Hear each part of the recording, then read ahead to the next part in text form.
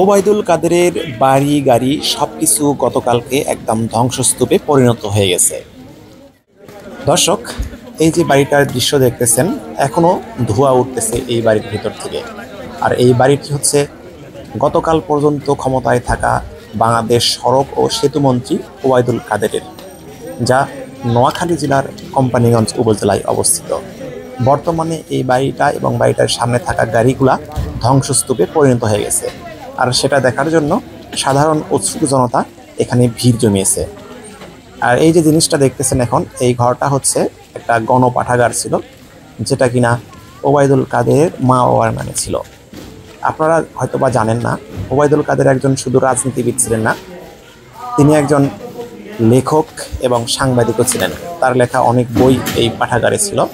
বর্তমানে এর ভিতরে আর কোনো কিছুই অবশিষ্ট নাই, এমনকি জানালার গ্রিল পর্যন্ত নাই। এবং এই ঘরের সামনে থাকা, অর্থাৎ পাঠাগারের সামনে থাকা একটি গাড়ি এখানে ধ্বংসস্তূপে পরিণত হয়ে গেছে। এবং এখন পর্যন্ত সাধারণ মানুষজন এখান থেকে কলকবজা বা বিভিন্ন ধরনের যন্ত্রাংশ খুলে খুলে নিয়ে চলে যাচ্ছে। আর এই যে ঘরটা দেখতেছেন, এটা যতদূর জানলাম, ওবায়দুল কাদের এই বাড়িতে যখন কোনো অনুষ্ঠান হতো, তখন বিভিন্ন ধরনের জিনিসপত্র, খাবার পানি বা যে জিনিসপত্র প্রয়োজনীয় তা এই ঘরের ভিতরেই রাখা হতো। সেটাও কিন্তু ছাড় পায়নি বা রেহাই পায়নি। একদম পুরাটাই দেখলেই বুঝতে পারবেন পুরা ধ্বংসস্তূপে পরিণত হয়েছে।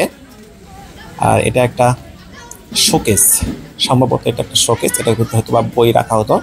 এই যে দেখতেই পাচ্ছেন, গ্রিল কিন্তু নাই। আর মূল যে বাড়িটা, সেটা হচ্ছে এইটা ওবায়দুল কাদেরের বাড়ি, যেই বাড়িতে উনি থাকতেন এই গ্রামের বাড়িতে আসলে। সেই বাড়ির সামনে একটি গাড়ি জ্বালিয়ে দেওয়া হয়েছে। দেখলেই বুঝতে পারবেন আপনারা কি পরিমাণ ধ্বংসস্তূপে পরিণত হয়েছে।